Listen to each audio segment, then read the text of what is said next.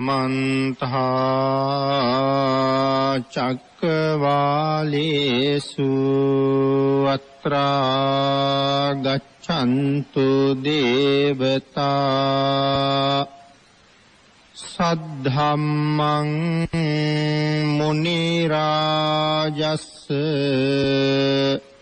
සුනන්තු සග්ග මොක්ඛදං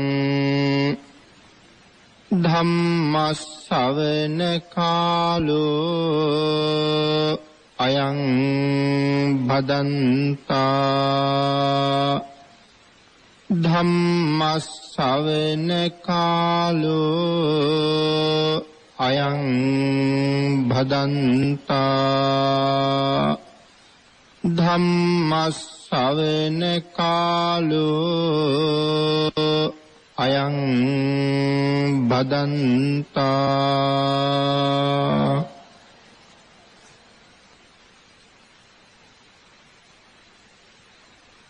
නමෝ තස්ස භගවතු අරහතු සබ්බ ධම්මේසු අප්පටිහත ඥානචාරස්ස දස බලධරස්ස චතු වේසාරජ්‍ය විසරදස්ස සබ්බ සත්තුත්තමස්ස ධම්මිස්ස රස්ස ධම්ම රාජස්ස ධම්මස්සාමිස්ස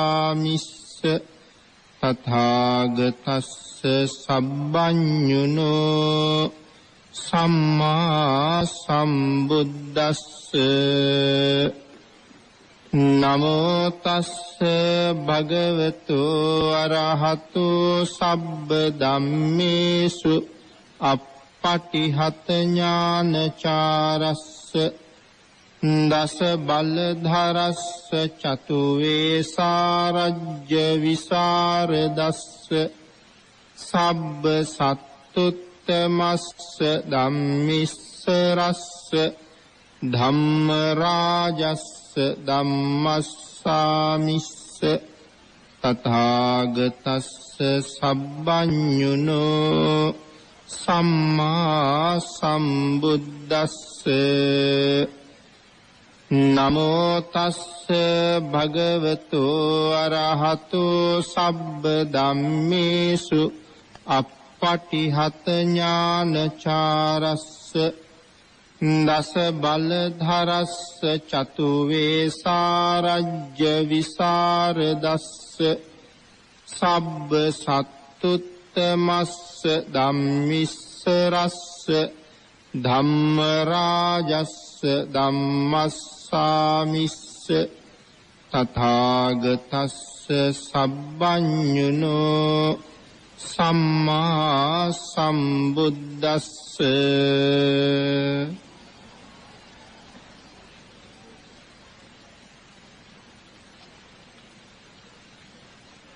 වැඩම කොට වදාළ අති ගෞරවනීය මහා සංඝ රත්නයන් අවසරයි සද්ධර්ම ශ්‍රාවක කාරුණික ගුණගරුක බෞද්ධ පින්නතුනි බොහෝම ශ්‍රද්ධාවෙන් යුක්තව විශාල පිරිසක් නන්දෙසින් රෝහණ ජනපදයේ පිහිටි ඓතිහාසික දීඝවාපී චෛත්‍ය පුදබිමට එකතු වෙලා සවස් කාලයේ පටන් මේ මොහොත දක්වාම ලෞතර බුදුරජාණන් වහන්සේ වෙනුවෙන් විවිධ වූ මහා පින්කම් කටයුතු වල නිරත වෙලා මේ සැදී පැහැදී සූදානම් වෙන්නේ ලෞතර බුදුරජාණන් වහන්සේ විසින් දේශනා කොට වදාළ නෛර්යානික වූ ධර්ම රත්නයෙන් අබමල් රේණුවකටත් වඩා අඩු බොහෝම පුංචි කොටසක් දේශනා කරවගෙන ධර්ම ගෞරවය පෙරදරි කරගෙන දේශනාගත ධර්මයේ ශ්‍රවණය කරන්නත් එසේ ධර්ම ශ්‍රවණය කිරීමෙන් ලැබෙන අවවාද අනුශාසනා තම තමන්ගේ ජීවිතවලට එකතු කරගෙන වඩාත් නිවැරදි මෙලව ජීවිතයක් සකස් කරගන්නත් නිවැරදි වුණ මෙලව ජීවිතයක් තුලින් සුගතිගාමී වූ පරලොව ආයති භවයකින් සැනසීමේ උතුම් පරමාර්ථයත් ඇතුවයි. පින්නතනි සද්ධර්ම දාණය මේ ලෝක ධාතුවේ ඇති හැම දානයක්ම අභිභවනය කළ මහත්ඵල මහානිසංසදායක එකම දානයේ බව නිතර නිතර සද්ධර්ම ශ්‍රවණය කරන මේ සදහවතුන් බොහොම හොඳට දන්නවා. ඒ උදාාරතර වූ පින්කම මේ අවස්ථාවේ සිදු කරගන්න සත්පුරුෂ දායක පින්වත් පිරිස ඒ මහා කුසලයේ අත්පත් කරගන්න. දීගවාපී මහපුද බිමේ මේ අසිරිමත් පින්කම සංවිධානය කරන්න මුල් වුණ බෞද්ධ මාධ්‍ය ජාලයේ වත්මන් සභාපති අති ගෞරවනීය අවසරයි අපේ බොරලන්දේ වජිරඥාන නායක මාහිමිපාණන් වහන්සේ මේ කරුණු කාරණා සියලු දෙනාටම දැනුවත් කරමින් මේ පින්කම සංවිධානය කරලා උන්වහන්සේ මේ හැම පුණ්‍ය කටයුත්තකින්ම අප්‍රමාණව කුසල් ලබනවා. ඒ වගේම මේ සුවිශේෂී පින්කම සංවිධානය කළේ බෞද්ධ මාධ්‍ය ජාලයේ නිර්මාතෘවර අපවත් වී වදාළ දරණාගම කුසල ධම්ම නායක මාහිමිපාණන් වහන්සේගේ දෙවර්ෂ පූර්ණේ නිමිත්තෙන් උන්වහන්සේට පුණ්‍යානුමෝදනා කරන්න. අපි මේ මහ පින්කම පුරාවට රැස් කරගන්න ඒ උදාාරතර වූ පුණ්‍ය සම්භාර ධර්මයන් සියල්ල මෙවන් මහ පින්කම් සංවිධානය කරමින් බොහෝ දෙනාට ආදර්ශයක් ලබා දෙමින් උන්වහන්සේ නැති කාලයක නමුත් එවන් මහ පින්කම් සිදු කරන්න උන්වහන්සේ යටතේ බොහෝ පිරිසක් ශක්තිමත් කළ දරණාගම කුසල ධම්ම නායක මාහිමිපාණන් වහන්සේට අනුමෝදන් වේවා. උන්වහන්සේ ප්‍රාර්ථනා කරන උතුම් බෝධියකින් අමා මහ නිවනින් සැනසීම උදා කරගනිත්වා කියලා අපි මුලින් ප්‍රාර්ථනා කරමු. සද්ධර්ම ශ්‍රවණය කරන ශ්‍රාවක පිරිස වෙනුවෙන් අපේ බුදුරජාණන් වහන්සේ කරුණක් සිහිපත් කළා. ධර්ම ශ්‍රවණය කරන ලොකු කුඩා හැම කෙනෙක්ම මහත් වූ බලාපොරොත්තුවක් මුදුන්පත් කර ගැනීම උදෙසාම ධර්ම ශ්‍රවණය කරන එක බොහොම වටිනවා කියලා. ඒ බලාපොරොත්තුව තමයි මේ ධර්ම දේශනාව ශ්‍රවණය කරන අතරතුරදීම මාගේ පංච නීවරණ ධර්මයන් යටපත් වේවා. සප්ත බෝධ්‍යාංග ආදී ධර්මයන් වැඩි දියුණු වේවා. මේ දේශනාව අතරතුරදීම මට උතුම් මාර්ගයක් ඵලයක් අවබෝධ වේවා කියන සිතින් යුක්තවම සද්ධර්ම ශ්‍රවණය කරන්න කියලා. ඒ උතුම් ප්‍රාර්ථනාව මුදුන්පත් කර ගැනීම වෙනුවෙන්ම අපි ධර්ම ශ්‍රවණය කරමු. පින්නතනි අද ධර්මදේශනාවේ මාතෘකාව හැටියට මට පැවරිලා තියෙන්නේ ඓතිහාසික දීඝවාපී මහා චෛත්‍ය රාජානන් වහන්සේගේ පුරා වෘත්තයේ පිළිබඳව කරුණු කාරණා ඉස්මතු කරමින් ධර්මදේශනාව සිදු කරන්න. ලෞතර සම්මා සම්බුදුරජාණන් වහන්සේ මේ තම්බපණි භූමියට වැඩම කරන්න මුලින්ම අදහස් කොට වදාළේ මොන වාගේ අවස්ථාවකද කොයි වාගේ කාරණාවක් නිමිති කරගෙනද ජන කාරණාව සිහිපත් කරමින් අපි චෛත්‍ය රාජානන් වහන්සේ පිළිබඳවත් කරුණු ටිකක් සාකච්ඡා කරමු.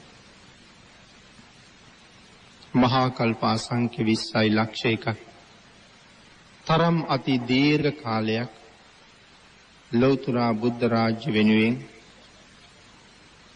මහත්සේ කැපකිරීම කරලා එයින් මහා කල්ප 16ක් ඇවෑමෙන් දීපංකර සම්මා සම්බුදුරජාණන් වහන්සේ ළඟ සුමේද තාපස හැටියට නියත විවරණ අරගෙන තවත් මහා කල්ප අසංඛ්‍ය 4 ලක්ෂ එකක්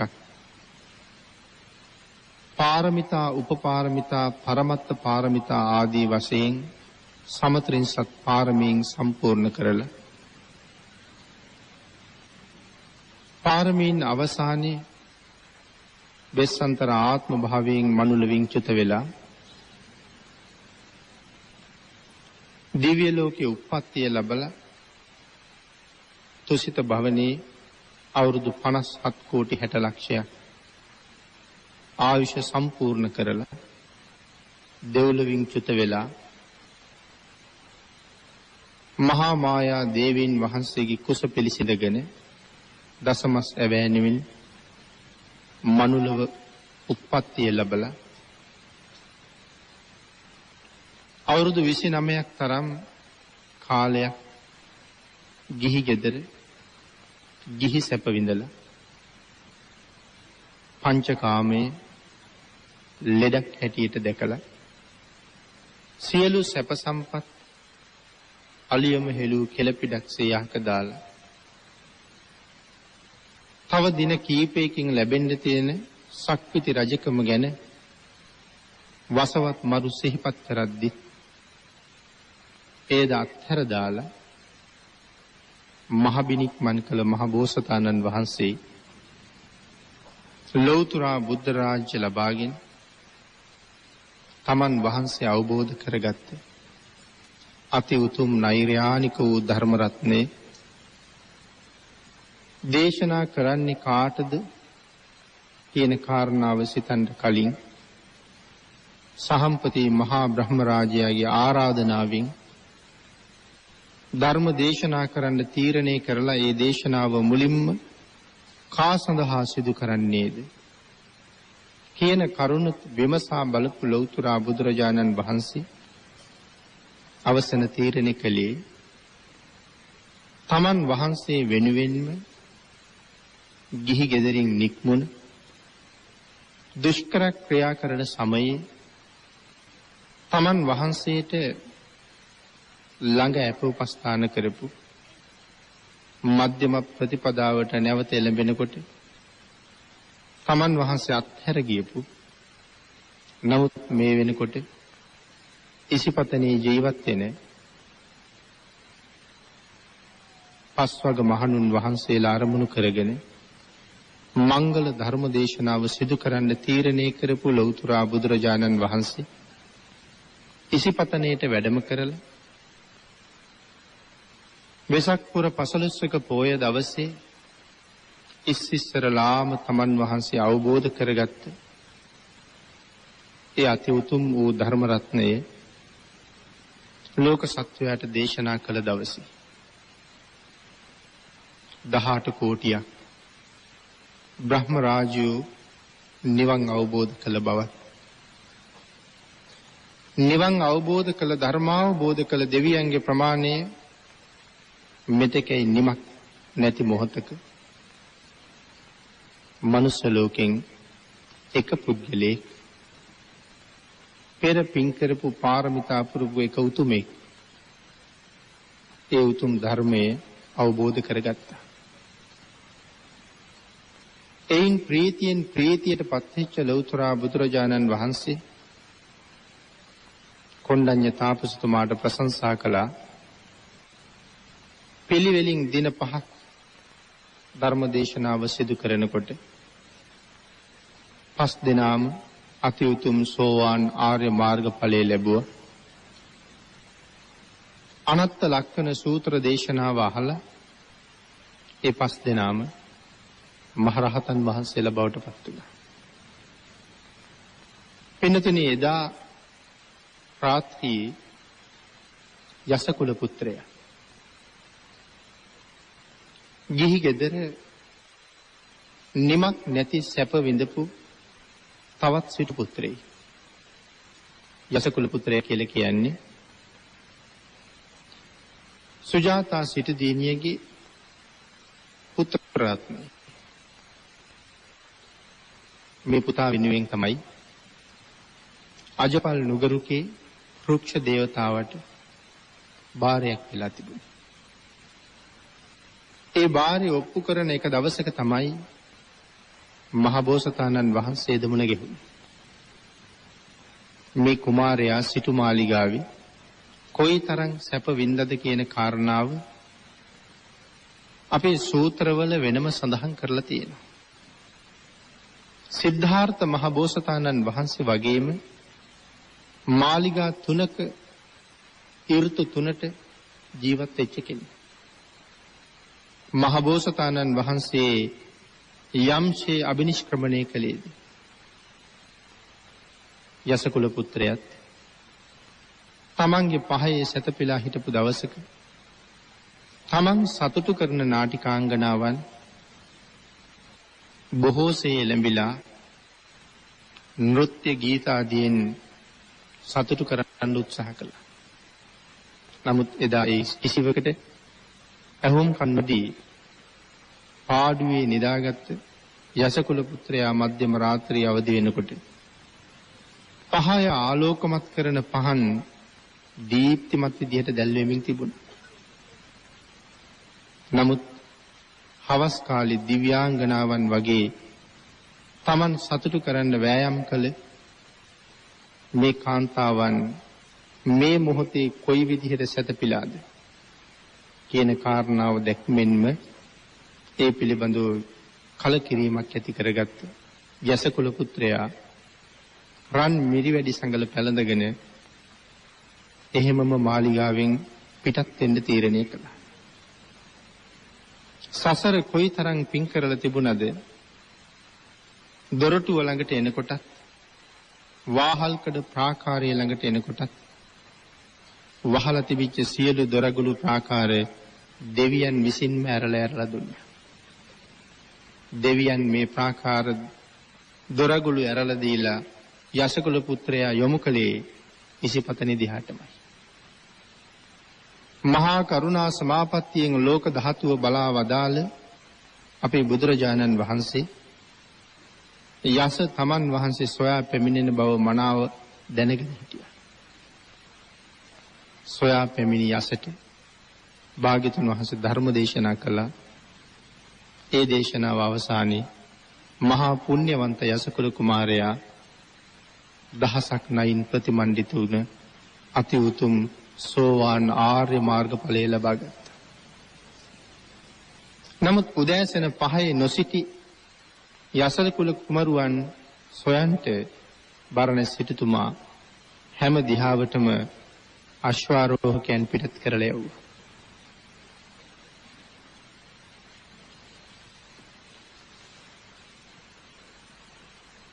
ඒ අය පිටත් කරලා යවල සිටුතුමත් පුතණුවන් හොයන්න පිටත් වුණා.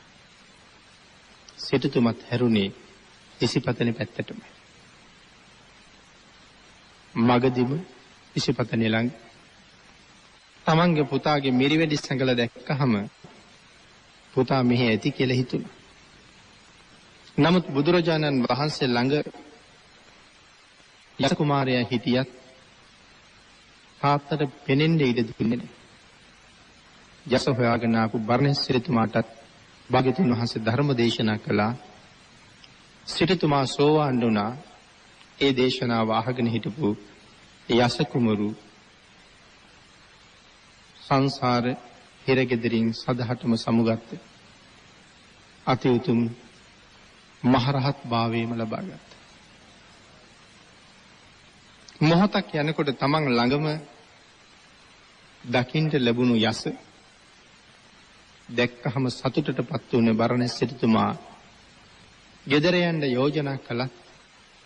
අපේ භාග්‍යතුන් වහන්සේ සඳහන් කළේ මහ සිටුතුමනි යස නැවත ගෙදර යන්න සුදුසු කෙනෙක් නොවන බවයි. සෝවාන් ආර්යයන් වහන්සේ නමකට ඒ ඇයි කියන ප්‍රශ්නය බුදුරජාණන් වහන්සේගෙන් අහන්න තවත් අවශ්‍යතාවයක් නොතිබුණ නිසා භාග්‍යතුන් වහන්සේට ආරාධනාවක් කළේ ස්වාමීනි යස මහරහතන් වහන්සේත් සමගම දහවල මගේ මැදුරට දානෙට වඩින්න කියලා. අපේ බුදුරජාණන් වහන්සේ ඒ ආරාධනාවත් පිළිගත්තා. යස පැවිදි වුණ බව දැනගත්ත යාළුවෝ 54 දෙනා ඒ අයත් ශාසනගත වුණා. වස් කාලේ නිමා වෙනකොට ශාසනයේ භික්ෂූන් වහන්සේලාගේ ප්‍රමාණය 69ක් බවට පත් වෙලා තිබුණා. මහා කල්ප අසංඛ්‍ය ගණන් පාරමිතා පිරුවේ ශාසනයේ ලෝකෙ පිහිටවලා ලෝක සත්වයා සංසාරයෙන් එතර කරන්නේ. භාග්‍යතුන් වහන්සේ එහි එක මූලික පියවරක් හිටියට භික්ෂූන් වහන්සේලා 69 ආමන්ත්‍රණය කරලා ලෝක සත්වයාගේ හිතසුව පිණිස ඒ සියලු දෙනා සංසාරයෙන් එතර කිරීම පිණිස ලෝකයාට ධම් දේශනා කරන්න දෙදෙනෙකු එකමග නොවඩින ලෙස අවවාද කරලා ප්‍රථම රහත් 69 ධර්ම ප්‍රචාරය යොදවලා අපේ බුදුරජාණන් වහන්සේ පුරවැල් දනව බලා වැඩම කළා. ඒ අතරතුර මදක් විවේක ගත්ත බුදුරජාණන් වහන්සේ කප්පාසික වනල හැබෙදී භාග්‍යතුන් වහන්සේට මුණ ගැහුණා. කොසල් රජුරුවන්ගේ ඥාති රජකුමාරවරු 30 දෙනෙක්. ඒ බද්දවග්ගීය කුමාරවරු. ඒ ඇයටත් ධම් දේශනා කළා. ඒ ඇයත් ශාසනගත වුණා. ඒ 30 දෙනා බුද්ධ ශාසනයේ අති උතුම් පැවිද්ද ලබාගත් අපේ භාග්‍යතුන් වහන්සේ උරුවෙල් දනව්වටම වැඩම කළා. එනිතින උරුවෙල් දනව්වේදී උරුවෙල කාශ්‍යප, නදී කාශ්‍යප, ගයා කාශ්‍යප මේ වගේ ජටිල සහෝදරයෝ ඒ අයගෙන් උරුවෙල කාශ්‍යපගේ නිවසේ භාග්‍යතුන් වහන්සේ නොයෙක් ප්‍රාතිහාර දක්වමින් හිටියා. නමුත් තවම උරුවෙල කාශ්‍යප හරියටම බුදුරජාණන් වහන්සේ හඳුනාගත්තේ නැහැ. මේ වෙනකොට මාස 9ක් කල් ගත වෙලා. පුස්ස මාසයේ එළඹිලා තිබුණා. පුස්ස මාසය කියලා කියන්නේ ජනවාරි මාසෙට. ලෞතර බුද්ධත්වයෙන් මාස 9ක් මේ වෙනකොට ගත වෙලා. උරුවෙල කාශ්‍යපගේ ගෙදර භාග්‍යතුන් වහන්සේ වැඩ ඉන්නවා. උරුවෙල කාශ්‍යප මුණ ගැහෙන්න විශාල යාගයක් පවත්වන්න විශාල පිරිසක් අද කාශ්‍යපයන්ගේ ගෙදරට එකතු වෙන දවස. කාශ්‍යපයන් කල්පනා කළා මේ මහ ශ්‍රමණයා අද මේ පිරිස රැස් වුණාට පස්සේ මොකක් හරි ප්‍රාතිහාර්යයක් දැක්වුවොත් එහෙම මේ පිරිස මම පිළිබඳව තියෙන ඇල්ම කැමැත්ත අද නැති වෙනවා. මේ මහා ශ්‍රමණයා පිළිබඳව ඇල්ම කැමැත්ත වැඩි වෙනවා. එහෙම හිතුණා. කාශ්‍යපයන්ගේ සිතුවිල්ල බුදුරජාණන් වහන්සේට දැනුණා. ඒ නිසා කල්පනා කළා කාශ්‍යපයන්ගේ ශ්‍රාවක පිරිස තව දුරටත් ඔහු සම්මාදිට්ඨික කරගන්න තුරු ඔහු ළඟම ඉතුරු කරලා මං ඉවත් වෙන්න ඕනේ කියලා. අන්න එහෙම තීරණය කරපු අපේ බුදුරජාණන් වහන්සේ කාශ්‍යපයන්ට කාශ්‍යපයන්ගේ කටයුතු වලට ඉඩ දීලා තමයි ප්‍රථම වතාවට මේ තම්බපන්නි භූමියට වැඩම කොට වදාළේ. දුරුත්තු මාසේ පුරපසළොස්වක පොය දවසේ. එනතුරේ ලංකාදීපේ ඒ වෙනකොට ජීවත් වුණේ යක්ෂයෝ.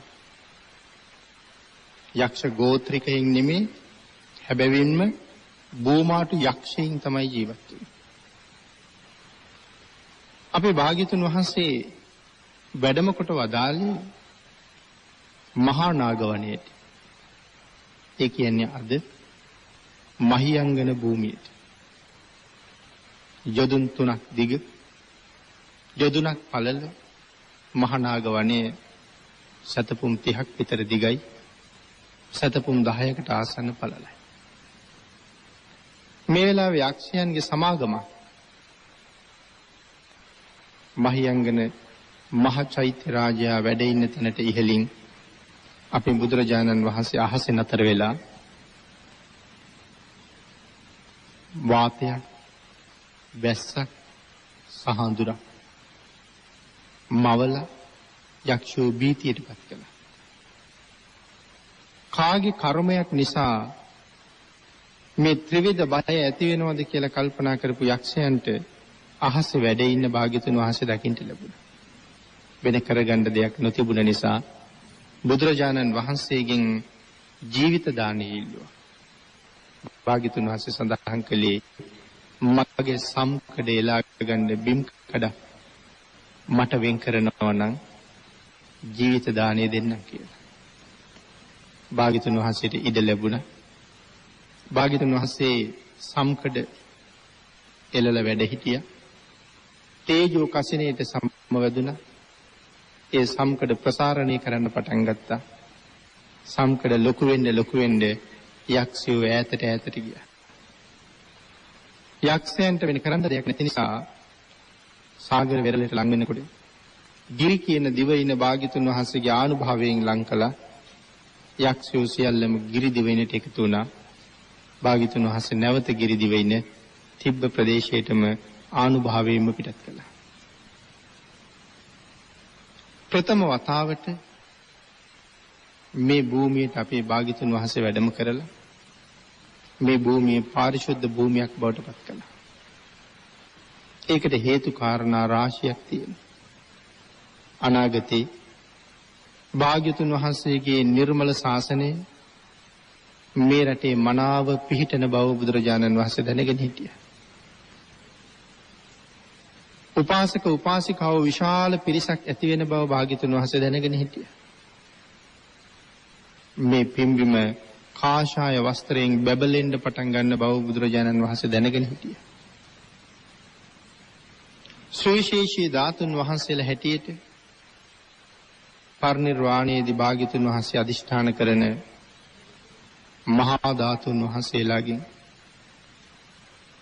ලලාට ධාතුන් වහන්සේ, අකු ධාතුන් වහන්සේ නම, දන්ත ධාතුන් වහන්සේලා, තවත් නොයෙක් ලක්ෂ ගණන් සර්වඥ ධාතුන් වහන්සේලා සහ කේශ ධාතුන් වහන්සේලා, නිය ධාතුන් වහන්සේලා ආදී බොහෝ ධාතුන් වහන්සේලා මේ භූමියේ වැඩ ඉන්න බවත් බුදුරජාණන් වහන්සේ දැනගෙන හිටියා. සසර කතරින් එතර වෙලා නිවන් පුරයට වඩින මහා පුණ්‍යවන්තයෝ මෙහි කෝටි ගණන් පහළ වෙන බවත් භාග්‍යතුන් වහන්සේ දන්නවා. බුද්ධ ශාසනය නිසාම මහ පිංකම් කරගෙන දෙව්ලොව යන පිරිස් කෝටි ගණන් බවත් භාග්‍යතුන් වහන්සේ දන්නවා. අනාගතයේ ඒ කාර්ය සම්පූර්ණ කරන්න මේ රට මනාව පිරිසිදු කරලා ආරක්ෂිත භූමියක් බවට පත් කරන්න අවශ්‍ය බවත් භාග්‍යතුන් වහන්සේ දන්න නිසා යක්ෂයින් පළවා හැරීමේ කාර්ය මුලින්ම සිදු කළා. වෙනතුනි සඳහන් කළා එදා ධර්මාවබෝධයේ ලබාපු පිරිස යක්ෂයින් ඉවත් කළාට පස්සේ භාග්‍යතුන් වහන්සේ දේශනාවක් කළා. කෝටි ගණන් දෙවියෝ ධර්ම ශ්‍රවණය කළා. මෙච්චර ප්‍රමාණයක් නම් මගඵල ලැබුවා කියන කාරණාව සීමාවක් හැටියට දක්වන්නේ නොහැකි බවයි සඳහන් වෙන්නේ. තවත් කෝටි ගණන් දෙනා සරණ සීලෙහි පිහිටියා. මේ දේශනාව අහලා සෝවාන් වෙච්ච සුමන සමන් දිව්‍ය රාජෝත්තමයන් වහන්සේ බුදුරජාණන් වහන්සේගෙන් පූජා වස්තුවක් ඉල්ලහම ශීර්ෂ ධාතුව පිරිමැදලා කේශ ධාතුන් වහන්සේලා කීප නම සුමන සමන් දෙවියන්ට ලබලා දුන්නාම භාග්‍යතුන් වහන්සේ සම්කඩේලා වැඩ හිටපු තැන මේ ධාතුන් වහන්සේලා තැන්පත් කරලා නොයෙක් රතනයන්ගෙන් පාදම හදලා ඉන්ද්‍රනීල මාණික්‍යයන්ගෙන් චෛත්‍යයක් ගොඩනගලා මේ ධාතුන් වහන්සේලා තැන්පත් කළ බව සඳහන් කරනවා. ක්‍රමක්‍රමයෙන් භාග්‍යතුන් වහන්සේ තමන් වහන්සේගේ බුද්ධ කෘත්‍ය නිමා කරලා පිරිනිවන් පාවදාලා මේ වෙලාවේ සරියුත් මහරහතන් වහන්සේ අසුරු කළ සරියුත් මහරහතන් වහන්සේ ළඟ කටයුතු කළ සරභූ කියන මහරහතන් වහන්සේ භාග්‍යතුන් වහන්සේගේ ආදාහණය වෙන චිතකයෙන් බුදුරජාණන් වහන්සේගේ ග්‍රීවා ධාතුන් වහන්සේ අරගෙන ඇවිල්ලා මහියංගන චෛත්‍ය රාජයා අද පිහිටලා තියෙන තැන සුමන සමන් දෙවි රජුන් ඉදු කළ ඉන්ද්‍රනීල මාණික්‍ය මය චෛත්‍ය ළඟ තැන්පත් කරලා නැවත ආයත් චෛත්‍ය ලොකු කරලා ගොඩනගන්න යෙදුණා. මේක වර්ණ පාෂාණයෙන් තමයි මේ චෛත්‍ය ගොඩනගුවා කියලා සඳහන් වෙන්නේ. ඉන්පස්සේ ක්‍රමක්‍රමයෙන් ওই චෛත්‍ය රාජයා අද පවතින මට්ටමට එනකන් විටින් විට ප්‍රතිසංස්කරණයන්ට ලක් වුණා. බුද්ධත්වයෙන් අවුරුදු 5ක් විතර සම්පූර්ණ වෙනකොට නාගදීපි චූලෝදර මහෝදර කියන නා රජවරු අතර මිනි පළඟකට ගැටුමක් ඇති වුණා. ඒ සංසිඳවන්නත් අපේ බුදුරජාණන් වහන්සේ වැඩම කළා. මහා අන්ධකාරයක් මවලා නාගයින් භීතියටපත් කරලා කරුණු කාරණා පැහැදිලි කරලා ඒ අයගේ යුද්ධය එතරම් නතර කළා. මේ නාග පිරිස බොහොම සතුටටපත් වෙලා දිව්‍යමය ආහාර පාන ආදීන් භාග්‍යතුන් වහන්සේට පූජා කළා කියලා සඳහන් කරනවා. මෙන්න මේ වෙලාවේ පින්නතුනේ මණියක්කිත කියන නාරජු අපේ බුදුරජාණන් වහන්සේට ආරාධනාවක් කළා. ස්වාමීනි භාග්‍යතුන් වහන්සේ කැලණියටත් වැඩම කරන්න කියලා. බුදුරජාණන් වහන්සේ ආරාධනාව පිළි අරගත්තා. භාග්‍යතුන් වහන්සේ නැවත ජේතවනාරාමෙටම වැඩියා.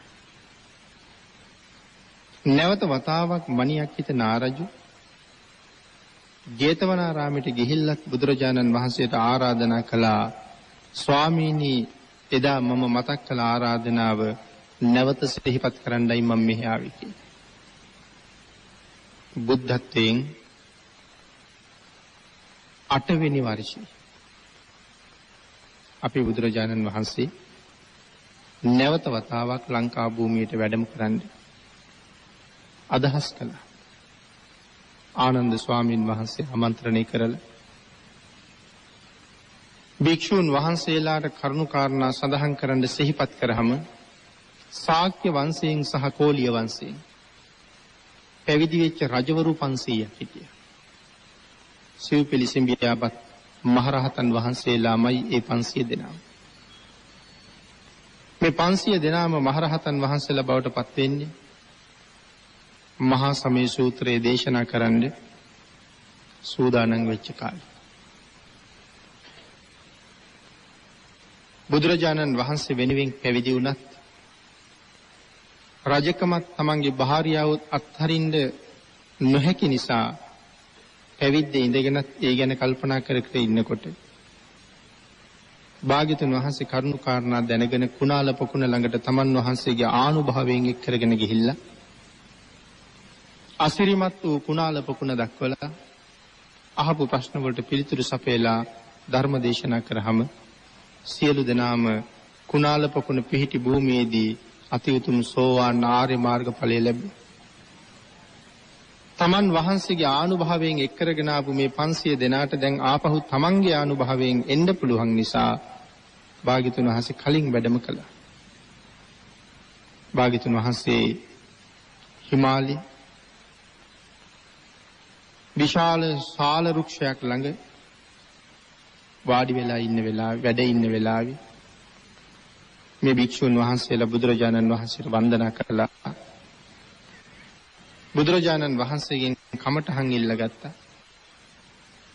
500 දෙනාට කමඨහන් දීලා ඉවර වෙනකොට මුලින්ම කමඨහන් ගත්ත භික්ෂුන් වහන්සේ පත්කඩයක් අරගෙන භාග්‍යතුන් වහන්සේ ළඟට ඇවිල්ලා. වෙන කිසිවක් නිසා නෙමෙයි, තමන් සංසාරයෙන් සමුගත් බව, සතර අපායෙන් සමුගත් බව, නැවත නූපදින බව, අති උතුම් අරහත්ත්වයේ සිව්පිලි සිඹියා සහිතව ලැබපු බව බුදුරජාණන් වහන්සේට දැනුම් දෙන්නයි මේ ඇවිල්ලා. භාග්‍යතුන් වහන්සේ වන්දනා කරලා පිටිපස්ස හැරිලා බලනවා, මම ලැබූ උතුම් ඵලය භාග්‍යතුන් වහන්සේට ප්‍රකාශ කරනකොට තව කවුරුවත් අහගෙන ඉඳීද කියලා. හැරිලා බලනකොට දෙවණියට කමඨහන් ගත්ත ස්වාමින් වහන්සේ පිටිපස්සේ. උන්වහන්සේ තරහත් වෙලා ඒ බව කියන්නේ විලා. ස්වාමීනි, මම සිව්පිලි සිඹියා සහිතව අරහත්ත්වයේ ලැබුවා කියන කාරණාව භාග්‍යතුන් වහන්සේට නොකිය බුදුරජාණන් වහන්සේට වන්දනා කරලා නැගිට්ටා. එකට හැදුන ගිහි ගෙදර එකට හිටපු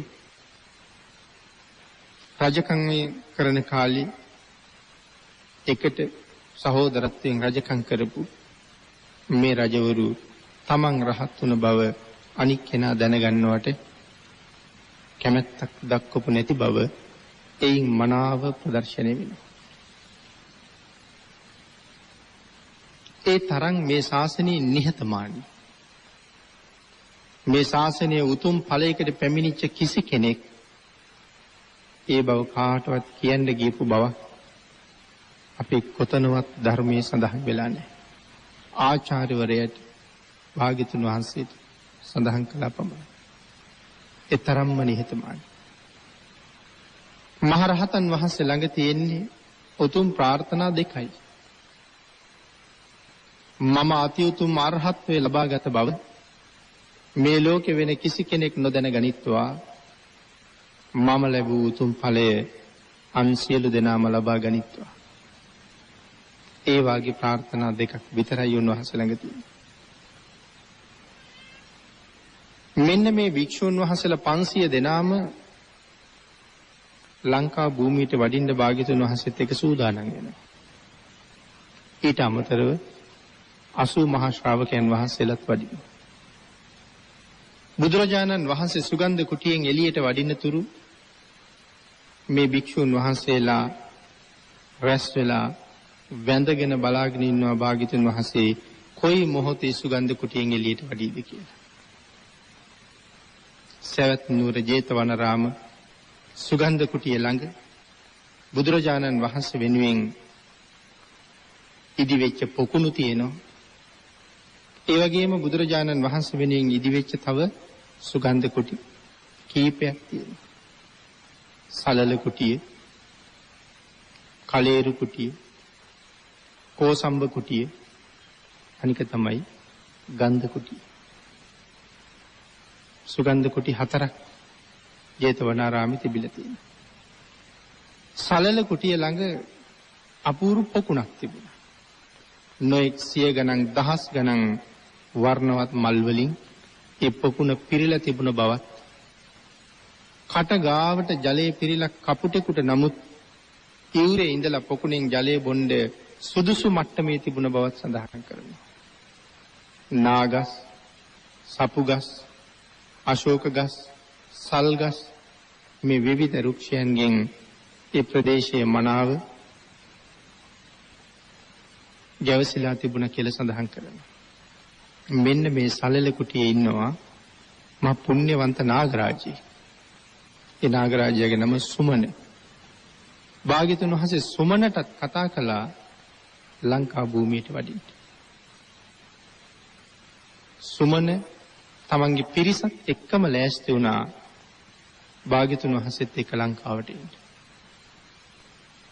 සුමන නාගරජුරුවන්ගේ පරිවාර පිරිස කෝටි 6ක නාග පිරිසක් කියලා සඳහන් කරනවා. මේ සියලුම දෙනා බුදුරජාණන් වහන්සේත් එක්ක මේ පිම්බිමට වැඩම කරන්න සූදානම් වුණා. සුමන නාරජු පොකුණ ළඟ තිබුණ එක චම්පක රුකක් වර්තමානයේ සඳහන් කරන එක සපු ගහක් කියලා. ගලවලා අරගත්ත භාග්‍යතුන් වහන්සේට සෙවණ හදන්න.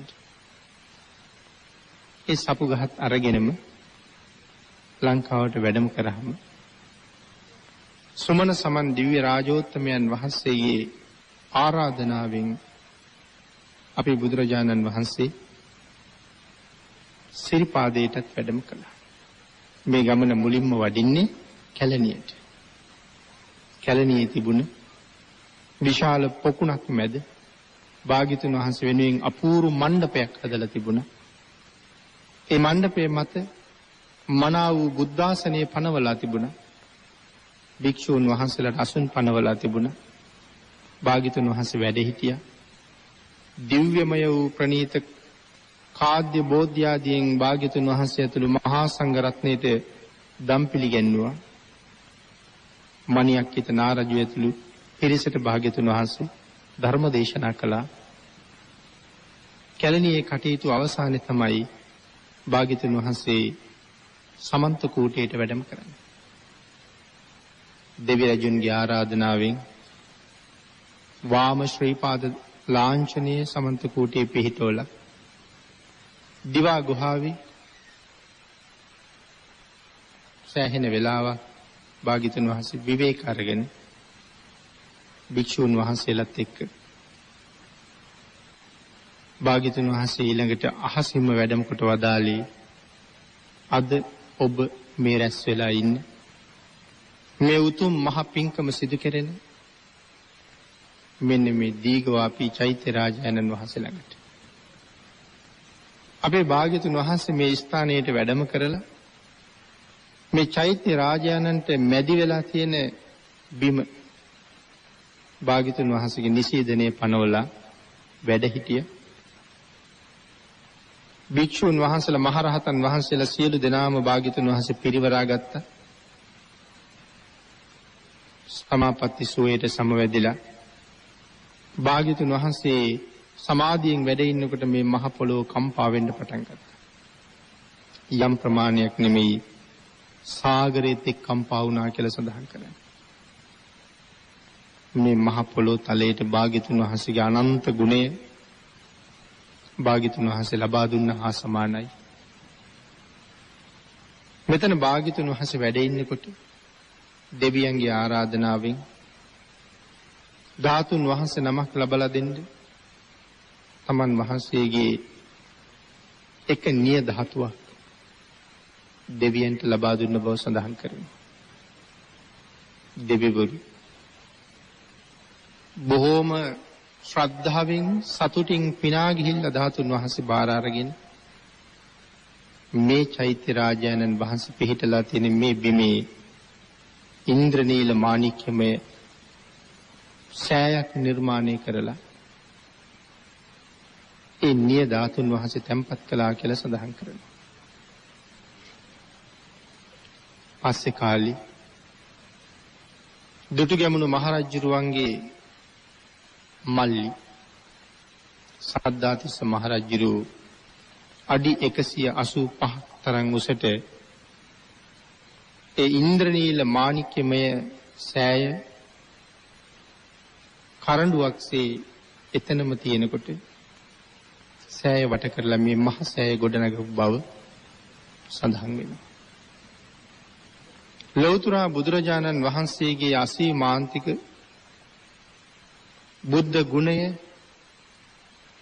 භාග්‍යතුන් වහන්සේගේ බුද්ධ බලය ඒ ශක්තිය මේ භූමිය වෙනුවෙන් භාග්‍යතුන් වහන්සේ ඉතුරු කරපු දායාද කරපු අවස්ථා ලංකා බිමේ බොහොමයි. පින්තුනි සඳහන් කරනවා දජග්ග සූත්‍ර අට කතාවේ. එතකොට අපි පිටකේම තියෙන ඒ කාරණා. මේ මහ සෑයේ හුණු ආලේප කරන එක කාලෙක චෛත්‍ය මුදුනේ ඉඳලා එක ස්වාමින් වහන්සේ නමක් පල්ලෙහාට ලිස්සලා වැටුණා කියලා. උඩත් පිරිස හිටියා. බිමත් පිරිස හිටියා. වැටෙනවා දැකපු බිම හිටපු භික්ෂුන් වහන්සේලා එවත්නි දජග්ග පිරිත කියන්නේ කියලා කෑ ගහලා මතක් කළා. නමුත් පහළට වැටෙන ස්වාමින් වහන්සේට දජග්ග පිරිත කියන්න තරම් මතක් වුණේ නැහැ. නමුත් ඇහුණ වචන මාත්‍රයෙන් දජග්ග පිරිත මා රකීවා කියලා කියුණා කියලා සඳහන් කරනවා. චෛත්‍ය රාජයාගේ ගර්භය තුලින් නික්මුණ ගඩොල් කැට දෙකක් උන්වහන්සේගේ පාදයේ පිළිගත්ත කියලා සඳහන් කරනවා. උඩ හිටපු අය වැල් ඉනිමගක් වැල් වලින් ගැට ගහලා හදපු ඉනිමගක් උන්වහන්සේට ලං කරාම උන්වහන්සේ ඉනිමගට මාරු වුණාම ඒ ගල් දෙක නැවත චෛත්‍ය තුලට කිඳාගෙන බැස්ස බව සඳහන් වෙනවා. ඒ මේ චෛත්‍ය රාජයාගේමයි. ඒ මේ භූමියේමයි. ඒ තරම් ආනුභව සම්පන්නයි. ඒකයි මම සඳහන් කළේ අපේ බුදුරජාණන් වහන්සේ ඒ ශක්තිය මේ ලක්බිමට දායාද කළේ අපි කෙරෙහි යම් බලාපොරොත්තුවක් තියලමයි. ඒ උතුම් චෛත්‍ය රාජානන් වහන්සේ ළඟ භාග්‍යතුන් වහන්සේත් වැඩ හිටපු තැන අද ඔබ ඔය වැඩ ඉන්න බිමේ එදා 500ක් මහරහතන් වහන්සේලා 80 මහා ශ්‍රාවකයන් වහන්සේලා වැඩ ඉන්න ඇති. උන්වහන්සේලාගේ නික්ලේශී පාදයන්ගෙන් මේ බිම මොනතරම් පවිත්‍රත්වයට පත් වෙන්නේ ඇද්ද? පූජනීයයි කියලා සඳහන් කරාම මේ බිම මොනතරම් පූජනීයයිද කියන කාරණාව අපිට වචන වලින් කියලා ඉවර කරන්න බැරි තරමටම පූජනීයයි. එවන් උතුම් තැනකයි අද මේ ශ්‍රේෂ්ඨ පින්කම සිද්ධ කරන්නේ අපේ නායක මාහිමිපාණන් වහන්සේ අදහස් කරලා කටයුතු සංවිධානය කළේ.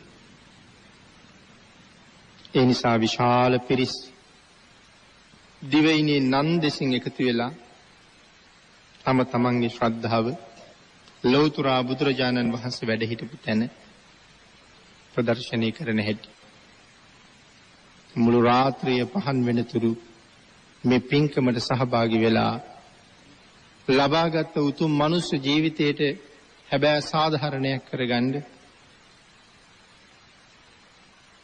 වෑයම් කරන මොහොත. වෙනතේ අපේ බණ පොත්වල සඳහන් වෙනවා පතාක පේත වස්තුව කියලා එක කතාවක්. ඒ කතාවට මේ චෛත්‍ය රාජයා බොහොම සම්බන්ධ බවයි සඳහන් කරන්නේ. මේ චෛත්‍ය රාජ්‍යයා නිරුපද්‍රිතව වැඩ හිටපු කාලේ බොහෝ සදහවතුන් වැඳ පුදාගෙන පුද පූජා පවත්වලා නිවන් මඟ සොයාගත්ත බව සුගති මඟ සොයාගත්ත බව අපි කිසි කෙනෙකුට සැකයක් නැහැ. මේ වාගේ මහ සෑයක් දැකලා චිත්ත ප්‍රීතිය ඇති කරගත් අය මේ මොහොත වෙනකොට දෙව්ලොව උප්පත්තිය ලැබලා මේ පින්කම් දිහා බල බල කොච්චර සතුටු වෙනවද? මේ තැන්වල බණ භාවනා කරලා පුද පූජා පවත්වලා අරහත්ත්වය ලබා ගත්ත අය කොච්චරද? ඒ බණ භාවනා තුලින් සකදාගාමි අනාගාමි වගේ අති උතුම් ආර්ය මාර්ගයන් ලබාගෙන දෙව්ලොව බඹලොව උප්පත්තිය ලැබපු කී දෙනෙක් අද මෙවන් මහ පිංකම් දිහා බලනවා සතුටු වෙනවා අනුමෝදන් වෙනවද? ආංගෙදා මහ පිංකම් කරගත්ත සමහර අය චෛත්‍ය රාජානන් වහන්සේට දජ පතාක පූජා කළා. එක කොඩියක් චෛත්‍ය ළඟින් ගැලවිලා අහසට එසවිලා මේන් බොහොම ඈත තිබිච්ච කුඹුරක ගිහිල්ලා වැටුණ බව සඳහන් වෙනවා. නමුත් ඒ දීඝවාපි චෛත්‍යයට පූජා කරපු කොඩියක් බව එහි ලියලා තිබුණ කියලා සඳහන් කරනවා. නමුත් කුඹුරු හිමියා කුඹුරේ ඇවිදිනකොට මේ කොඩිය දැකලා ඒක අහුලලා ගත්තාම ඒක චෛත්‍යයට පූජා කරපු වස්ත්‍රයක් බව හොඳටම දැනගත්තා. නමුත් ඇති වුණ ලෝභ සිත නිසා ඒක පොරවගෙන ගෙදර ගියා. පස්සේ කාලේ ඒ මිනිසයා මැරිලා ගියා. പ്രേත ආත්මික උප්පත්තිය ලැබුවා. යකඩ පටි ගිනියම් වෙලා අඹදළු වගේ රතු වෙලා යකඩ පටි දහසක් මේ പ്രേතයා වහගෙන තියෙනවා. දැවෙනවා පිලිස්සෙනවා. එක දවසක් භික්ෂූන් වහන්සේ නමක් ළඟ පෙනී හිටියහම උන්වහන්සේ කතා කරලා කරුණ වහපුවාම මේ പ്രേතයා සඳහන් කළා ස්වාමීනි මං අතින් මේ වාගේ වරදක් වුණා. ඒකට මං අද වන්දි කියවනවා. ස්වාමීනි මං කොහොමද මේකෙන් බේරෙන්නේ? මාව බේරන්න ඔබ වහන්සේටම පුළුවන්. ස්වාමීනි කොහොම හරි මම මේන් බේරගන්න කියලා. උන්වහන්සේ පිණ්ඩපාතේ වැඩලා රෙදි එකතු කළා. ඒ රෙදි වලින් වස්ත්‍ර මැවුවා, කොඩි මැවුවා. ප්‍රේතයා සඳහන් කළා කොඩි 1000ක් පූජා කරන්න ස්වාමීනි කියලා. උන්වහන්සේ එක දවසක් කොඩි පූජා කළා. ප්‍රේතයා එදාර ඇවිල්ලා කියනවා ස්වාමීනි මගේ හිස වැහිලා තිබිච්ච යකඩ පටි වලින් අඟල් 8ක් විතර මගේ හිස බේරුණා කියලා. නැවත නැවත කොඩි පූජා කරලා කොඩි 1000 සම්පූර්ණ කරාම ප්‍රේතයා දිව්‍යමය ශරීරයක් ලැබලා මනාව බැබලෙමින් ඇවිල්ලා ස්වාමින් වහන්සේට වන්දනා කරලා එතනින් අතුරුදහන් වෙලා ගිය බව සඳහන් වෙනවා.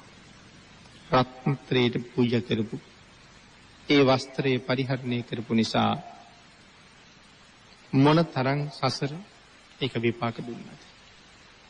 සදහැවතෙක් අප්‍රමාණ ශ්‍රද්ධාවෙන් භාග්‍යතුන් වහන්සේ වෙනුවෙන් පූජා කරපු දෙයක්. එවනම් මේ කාරණාවෙන් අපිටත් දැනගන්න බොහෝ දේවල් තියෙනවා. පිනතුනේ මේ උතුම් පුණ්‍ය භූමියේ විතරක් නෙමෙයි අපේ භාග්‍යතුන් වහන්සේ තවත් විශේෂ ස්ථාන 16ක වැඩ සිටිය බව, සමාධියට සමවැදුණු බව, මහ පොළොව කම්පා කළ බව, ලෝක සත්වයාට වෙනුවෙන් අපරිමිත කරුණාවෙන් ලෞතර බුද්ධත්වයේ ලබාගත් අපේ බුදුරජාණන් වහන්සේ ලංකා භූමියේ අපිට සුවිශේෂී අනුකම්පාවක් දක්වලා තියෙන බව, අපි වෙනුවෙන් විශේෂ කැපකිරීමක් කරලා තියෙන බව මේ කාරණාවෙන් මනාව පැහැදිලි වෙනවා. අපේ බුදුරජාණන් වහන්සේ අපි වෙනුවෙන් දානය කරපු ධාතුන් වහන්සේලගේ ප්‍රමාණය මෙච්චරක් කියලා අපිට සඳහන් කරලා ඉවර කරන්න බැරි තරම්. භාග්‍යතුන් වහන්සේගේ ශරීර ධාතුන් වහන්සේලා ආදාහන පූජාවෙන් පස්සේ බෙදලා දුන්නාම මහා කාශ්‍යප මහ රහතන් වහන්සේ නැවත වතාවක් ඒ ධාතුන් වහන්සේලා එකතු කළා. නමුත් පින්නතුනි රාම ග්‍රාමයට ලැබලා දුන්න ධාතුන් වහන්සේලා එකතු කළේ නැහැ. ඒකට හේතුව තමයි ඒ ධාතුන් වහන්සේලාට වෙන්නේ මොකක්ද කියන කාරණාව භාග්‍යතුන් වහන්සේ කලින් දේශනා කරලා තියෙන නිසා. රාම ග්‍රාමයට ලැබුණ ධාතුන් වහන්සේලා නැවත මේ ලංකා භූමියටම ලැබෙන නිසායි ඒ ධාතු කරඬුව මහා කාශ්‍යප මහ රහතන් වහන්සේ නැවත ආපහු නොගත්තේ. ඒ ධාතු කරඬුවේ වැඩ සිටි ද්‍රෝණයක් ධාතුන් වහන්සේලා තමයි අනුරාධපුරේ මහසෑ ගර්භයේ තැන්පත් කරලා දත් වැඩේ. මහසෑයට උඩින් භාග්‍යතුන් වහන්සේ යමක මහා ප්‍රාතිහාර්ය දැක්වුවා. තෝපාරාම චෛත්‍ය රාජයා මස්තකෙහි භාග්‍යතුන් වහන්සේ යමක මහා ප්‍රාතිහාර්ය දැක්වුවා. ලෞතර බුදුරජාණන් වහන්සේ පිරිනිවන් පෑවට පස්සේ මේ අති උතුම් ප්‍රාතිහාර්ය දැක්වේ අවස්ථා දෙකක ඒ මේ ලංකා භූමියමයි. එහෙනම් ලක්මව මොනතරම් වාසනාවන්තද කියන කාරණාව තව අමුතුවෙන් කරුණු කියන්න අවශ්‍ය නැහැ කියලා මම හිතනවා. එවන් බිමක ඉපදෙන්න ඔබ මම මොනතරම් පින් කරන්නේ නැද්ද? අපේ බුදුරජාණන් වහන්සේ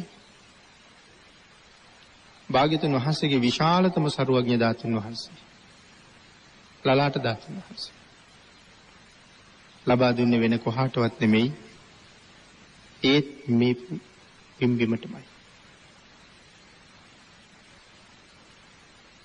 සේරු කියන විල ළඟ වරාහ කියන පොකුණ සමීපේ භාග්‍යතුන් වහන්සේ වැඩ ඉඳලා නැවත වතාවක් මහ පොළොව කම්පාවට පත් කළා. සුමන නාගරාජයාට සඳහන් කළා මේ බිම ඔබ ආරක්ෂා කරන්න ඕනේ කියලා. සමාධියට සමවැදිලා මහ පොළොව කම්පා වුණාම පුදුම ප්‍රීතියකට පත්වෙච්ච සුමන තමන් අතේ තියාගෙන ඉන්න සපු ගහේ තිබිච්ච මල් නෙලලා බුදුරජාණන් වහන්සේට පූජා කළ බව සඳහන් කරනවා. භාග්‍යතුන් වහන්සේගේ සුමනගේ මුව මඩල දිහා බලහම ඔහු බොහොම ගෞරවනීය විදිහට සිනහ වෙලා බුදුරජාණන් වහන්සේගෙන් අහනවා ස්වාමීනි මගෙන් මොකවත් කරන්න තියනවද කියලා. මගෙන් මොනවද කෙරෙන්න තියෙන්නේ කියලා. අපේ බුදුරජාණන් වහන්සේ සඳහන් කළේ සුමන ඔබෙන් කෙරිය යුතු විශේෂ කාර්යය තමයි මේ බිම ආරක්ෂා කරන එක. ඒ වෙලාවේ නම් නාරජු සඳහන් කළේ ස්වාමීනි මම ඊට වඩා කැමති සලල කුටිය ළඟට වෙලා දෙතිස් මහා පුරුෂ ලක්ෂණයන්ගෙන් බැබලෙන ෂඩ්වර්ණ රශ්මියෙන් බැබලෙන භාග්‍යතුන් වහන්සේ දිහා බලන්න මනෝසිලා තලයේ හිටගත්ත තරුණ සිංහෙක් සිංහනාද කරනවා වගේ ආස් ගංගාව ගලා හැලෙනවා වගේ ශ්‍රී මුක ධාතුවෙන් ගලා යන දහම් කඳ ශ්‍රවණය කරන්ද සලල කුටිය ළඟ ඉන්න මං හරි කැමතියි. 80 මහා ශ්‍රාවකයන් වහන්සේලා දිහා බලලා සතුටු වෙන්නේ. අග්‍ර ශ්‍රාවකයන් වහන්සේලා දිහා බලලා සතුටු වෙන්නේ. මහ රහතන් වහන්සේලා දිහා බල සතුටු වෙන්නේ. සතුටු වෙමින් ජේතවනයේ සලල කුටිය ළඟ ඉන්න මම හරි කැමතියි කියලා සඳහන් කළා. ඒ වෙලාවේ අපි බුදුරජාණන් වහන්සේ සඳහන් කළා සුමන මේ මහා කල්පේ පහළ වෙච්ච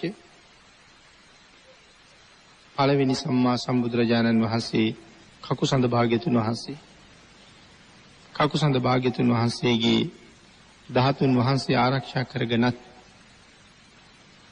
ඔබ මෙතනම හිටියා. කොණාගම භාග්‍යතුන් වහන්සේගේ ධාතුන් වහන්සේ ආරක්ෂා කරගෙනත් දිව්‍ය රාජයෙක් වෙලා මෙතනම හිටියා.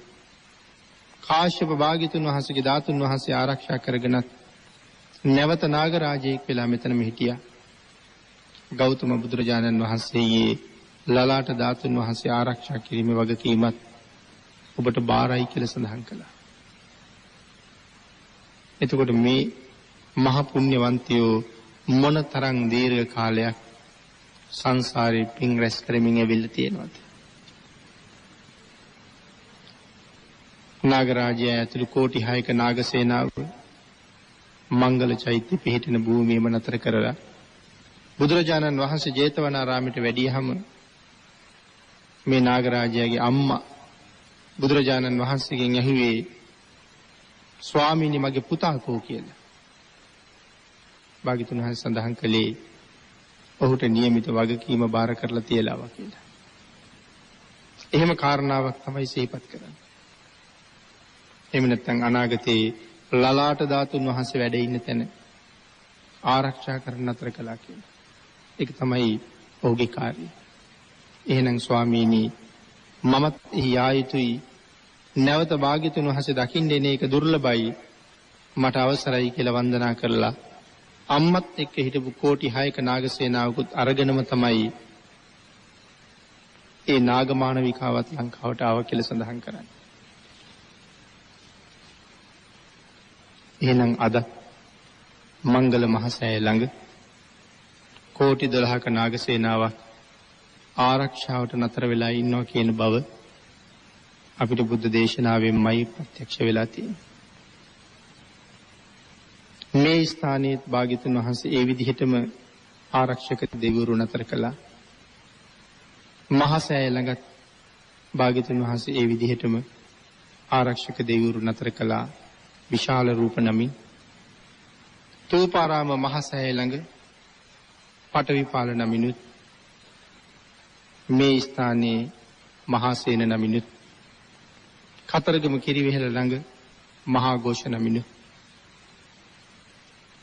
මේසවැටි මහසෑය ළඟ ඉන්දක නමිනුත් ආරක්ෂක දෙවිවරු භාග්‍යතුන් වහන්සේ නතර කරලා තියෙන බවත් තවත් 12 ස්ථානයේ අනික් ස්ථානවල ඒ සඳහා ආරක්ෂාවට දෙවිවරු පත් කරලා තියෙන බවත් අපේ ධර්මයේම සඳහන් කරනවා.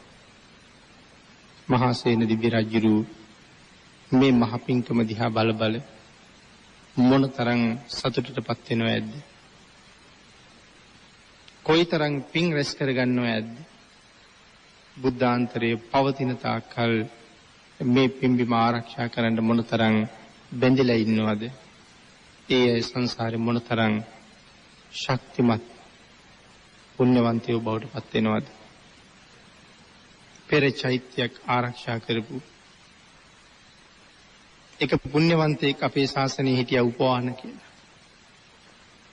රහතන් වහන්සේ නම. ඊට විශාල දේහයක් තිබුණ බව සඳහන් කරනවා. බුදුරජාණන් වහන්සේ පිරිනිවන් පාන්න ආසන්න මොහොතේ උපවාන මහරහතන් වහන්සේ ළඟට ආවම භාග්‍යතුන් වහන්සේ සඳහන් කළා උපවාන අයින් වෙන්න මෙතනින් කියලා. කීප වතාවක් මෙහෙම සඳහන් කළා. භික්ෂුන් වහන්සේලා ඇහුවා. ආනන්දයන් වහන්සේ ඇහුවා ස්වාමීනි ඇයි උපවාන මහරහතන් වහන්සේට අයින් වෙන්න කියන්නේ? ඒ වෙලාවේ සඳහන් කළා උපවාන මෙතන ඉන්න නිසා තව බොහෝ දිනකට තියෙන අවස්ථාව අහිමි වෙනවා. සාමාන්‍යයෙන් රහතන් වහන්සේ නමකට දෙවියෙකුට රහතන් වහන්සේ නමකගේ ශරීරය හරහා බලන්න බෑ පින්නතුනි. අපේ ශරීරය හරහා නම් බලන්න පුළුවන්. දෙවියෙකුට රහතන් වහන්සේ නමකගේ ශරීරය හරහා බලන්න බෑ. හැබැයි පේන්නේ නැත්නම් රහතන් වහන්සේගේ ඉස්සරහින් අතර වෙලා බලන්න පුළුවන්. නමුත් සඳහන් කරනවා උපවාන මහරහතන් වහන්සේ ඉන්න තැන ඇවිල්ලා ඉස්සරහින්වත් හිට ගන්න දෙවියෙකුට ශක්තිය නැහැ කියලා. ඒ මොන හේතුව නිසාද? පෙර බුදුරජාණන් වහන්සේ නමකගේ ධාතුන් වහන්සේලායි ආරක්ෂා කළ යක්ෂයෙක් වෙලා ඉඳගෙන. ආන්ගේ අනුභවය නිසා. එනම් මහා සේන දිව්‍ය රාජයා මොනතරම් ආනුභව සම්පන්න කුසලයක් මේ ස්ථානයේ ඉඳගෙන රැස් කරනවද? සංසාරේ කොයිතරම් පින් කරන්න ඇද්ද? භාග්‍යතුන් වහන්සේගේ ධාතුන් වහන්සේ ආරක්ෂා කරන්න. කොයිතරම් කාලයක් ඒ වෙනුවෙන් ප්‍රාර්ථනා කරලා පාරමිතා පුරන්නේ. අපේ බුදුරජාණන් වහන්සේ අපිට මොනතරම් අනුකම්පා කරලාද? මේ පුණ්‍ය භූමියට ලැබිච්ච භාග්‍යතුන් වහන්සේගේ දායාද මේ කෝටි ලක්ෂයක් සක්වලේ වෙන කිසිම තැනකට ලැබිලා නැති දායාද. මුලිනුත් සිහිපත් කළා ඒ තරම් දායාද සමුදායක් ලැබිච්ච භාග්‍යතුන් වහන්සේගේ මහා කරුණාවට ලක්වෙච්ච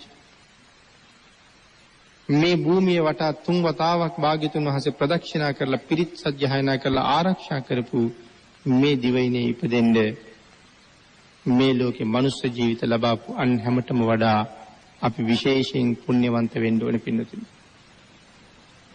අපේ බුදුරජාණන් වහන්සේ මාරයා ළඟ අභීත ප්‍රකාශයක් කළා එක අවස්ථාවක.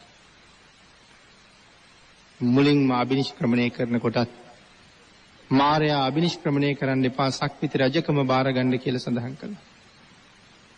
නමුත් මරුගේ වචනේ දෙකන් නොදෙනකොට මාරයා කල්පනා කළේ හොඳයි. හැබැයි නමුත් ඇහෙන්, කනෙන්, නාසයෙන්, දිවෙන්, ශරීරයෙන්, මනසින් මේ සලායතනයන්ගෙන් කොයි මොහතක හරි රාග නිශ්චිත ඉරියව්වක්, කාම නිශ්චිත සිතුවිල්ලක්, රාග නිශ්චිත සිතුවිල්ලක් දැක්කොත් මං එදාට බලා ගන්නම් කියලා. මාරයා මහ බෝසතාණන් වහන්සේ ළඟට වෙලා අවුරුදු 7ක් එක දිගට හිටියා. ලෞතර බුද්ධත්වයේ ලැබුවට පස්සේ නැවත මාරයා කල්පනා කළා බෝධිසත්ව අවදී ඇහෙන් කනෙන් නාසයෙන් දිවෙන් ශරීරයෙන් මනසින් රාග සහිත ද්වේෂ සහිත මෝහ සහිත සිතුවිල්ලක් නොදකින්නකොට ලෞතර බුදු වුණාට පස්සේ මම එහෙම දෙයක් කවද දකින්නද? බුද්ධත්වයේ ලැබුවට පස්සේ අජපල් නුගරුක මුල වැඩ ඉන්න වෙලාවෙත් භාග්‍යතුන් වහන්සේට ආරාධනාවක් කළා. අවශ්‍ය වුණේ බුදු වෙන්නනේ ඔබ වහන්සේට. දැන් බුදු බව ලැබුවනේ. එහෙනම් දැන් පිරිනිවන් පාන්න කියලා. මෙන්න මේ වෙලාවේ අපේ බුදුරජාණන් වහන්සේ මාරයට මහ පුදුම ප්‍රකාශයක් කළා. වසවර්තිය මගේ භික්ෂූන් වහන්සේලා නැත්නම් මේ සිව්වණක් පිරිස යම් දවසක ව්‍යක්ත විනීත විශාරද බහුශ්‍රුත පිරිසක් බවට පත් නොවන්නේද? ඒ අය බහුශ්‍රුත පිරිසක් බවට පත් වෙන තාක්කල් මම පිරිනිවන් පාන්නේ නැහැ කියලා. එහෙම පිරිසක් බවට පත් නොවන්නේද? කවදා හරි ඒ පිරිස එවන් පිරිසක් බවට පත් වෙන තාක්කල් පිරිනිවන් පාන්නේ නැහැ කියලා භාග්‍යතුන් වහන්සේ සඳහන් කළා. මේ ප්‍රකාශය මහ ගැඹුරු ප්‍රකාශයක්. සම්පූර්ණයෙන්ම ලෞතර බුදුරජාණන් වහන්සේ අපි ගැන විශාල විශ්වාසයක් තියලා තියෙන ප්‍රකාශය. මගේ සිව්වණක් පිරිස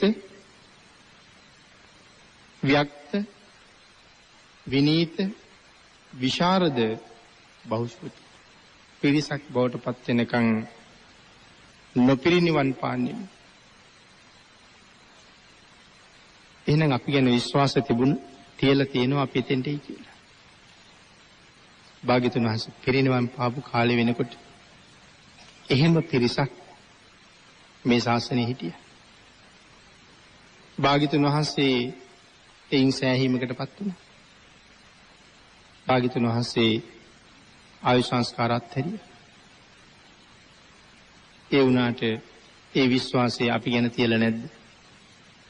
තියලායි තියෙන්නේ. භාග්‍යතුන් වහන්සේ ඔබ මම ගැන යම් විශ්වාසයක් තියලා තියෙනවා නම් ඒ විශ්වාසය පළුදු වෙන්න නොවි ආරක්ෂා කරන එක අපි සියලු දෙනාගේම පරම වගකීමක්. එහෙනම් ඒ ව්‍යක්තයි කියලා කියන්නේ. ඊළඟට අපි හිතන්න ඕනේ අපි දැන් එතනද කියලා. අපි දැන් ව්‍යක්තද කියලා හිතන්න වෙනවා. එයින් මෙතන එතකොට ව්‍යක්ත කියලා කිව්වේ. එනිසා මේක පැහැදිලි කරන්න මම මෙහෙම සඳහන් කළා. මේ රටේ ජීවත් වෙන හැමෝම දොස්තර මහතුරු නෙමෙයි. හැමෝම ඉංජිනේරු මහතුරු නෙමෙයි. හැමෝම නීතිඥවරු නෙමෙයි. හැමෝම මේසන්වරු නෙමෙයි. හැමෝම වඩුබාසු නැහැලා නෙමෙයි. හැමෝම රියදුරෝ නෙමෙයි. මේ වාගේ කල්පනා කරලා බැලුවොත් හැමෝම ඒ තැනට ඇවිල්ලා නැහැ. අපි ඒ තැනට ආවේ නැති වුණාට අපිට පුළුවන් නේද රියදුරෙක් වෙන්නේ කොහොමද කියන කාරණාව අනික් කෙනාට කියලා දෙන්න. වඩු වැඩ කරන්නේ කොහොමද කියන කාරණාව අනික් කෙනාට කියලා දෙන්න පුරුදු වෙන්නේ කොහොමද කියලා. දොස්තර කෙනෙක් වෙන්න මොනවද ඉගෙන ගන්න ඕනි කියන කාරණාව අනික් අයට කියන්න අපිට පුළුවන්. ඉංජිනේරුවරයෙක් නීතිඥවරයෙක් වෙන්නේ කොහොමද කියන කාරණාව කියලා දෙන්න පුළුවන්. නමුත් ඒ කියලා දෙන අය දොස්තර මහතුරු නෙමෙයි, ඉංජිනේරු මහතුරු නෙමෙයි, නීතිඥ මහතුරු නෙමෙයි.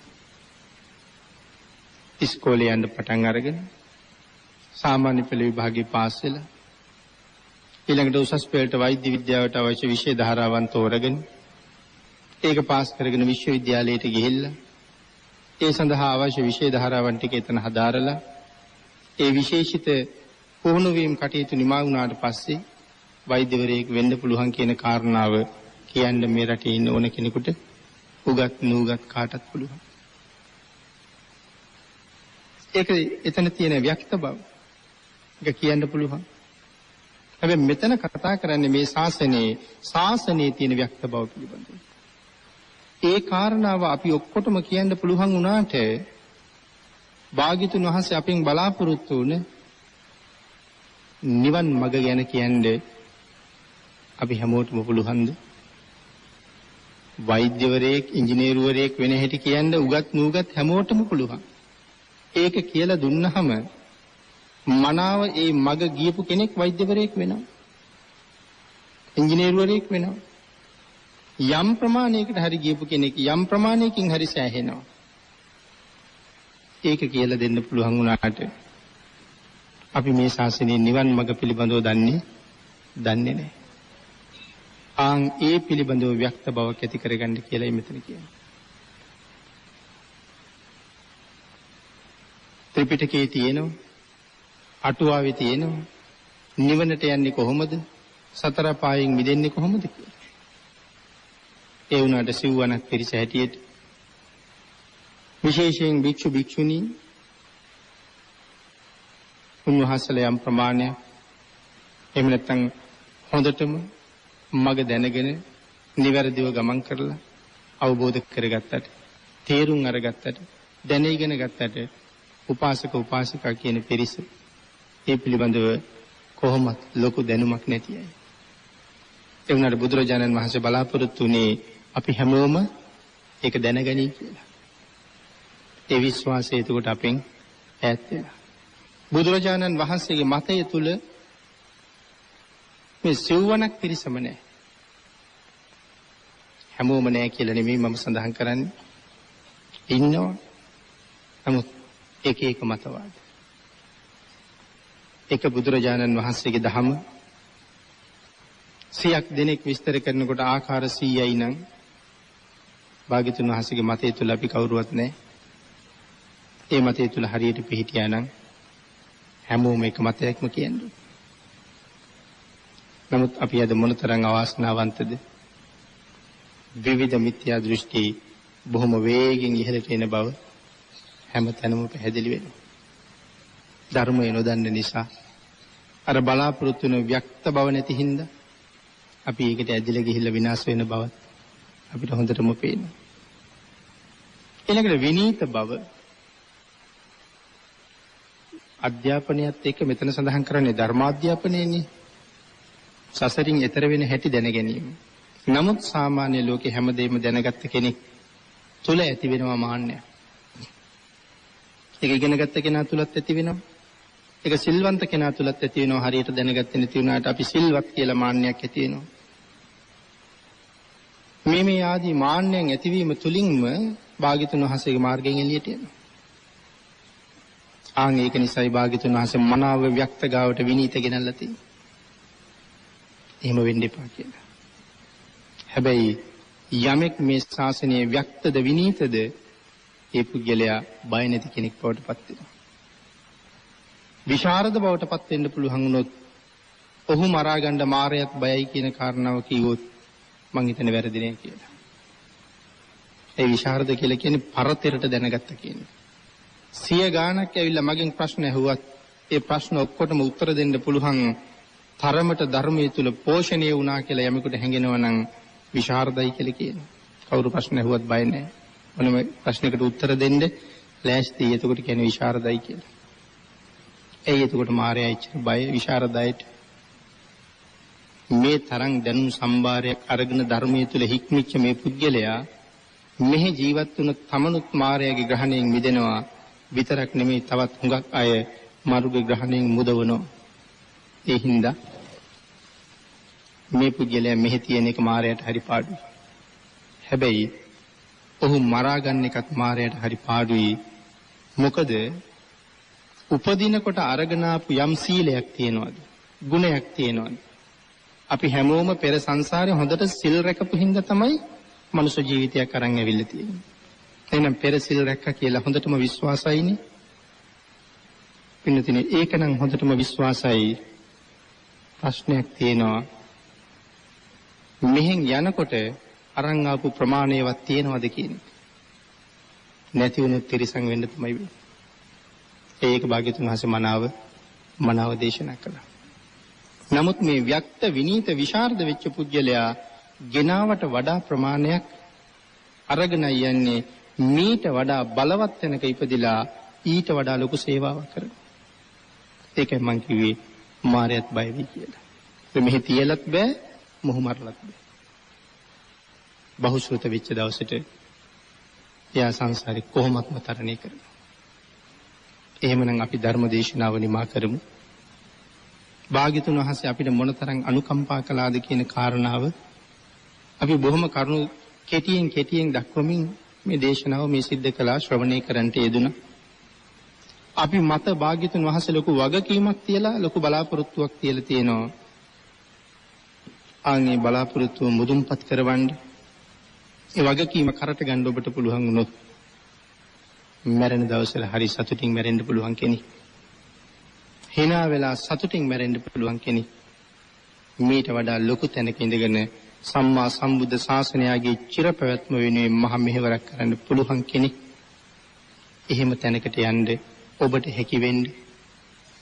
මේ මනුෂ්‍ය ජීවිතය අරගෙන මේ වාගේ පුණ්‍ය භූමියක ඉපදෙන්න ඔබ පෙර රැස් කරගත්ත පිනයි සීලයයි මේ සියලු ගුණ ධර්ම මෙහාට අරගෙන ආවට වඩා වැඩියෙන් දියුණු කරගෙන වැඩි කුසලයක් අරගෙන මෙහින් නික්මෙන්න දවස උදා කරගන්න පුළුවන් නම් ඔබ ඔබේ ජීවිතෙන් ඵල නෙලා ගත්ත කෙනෙක්.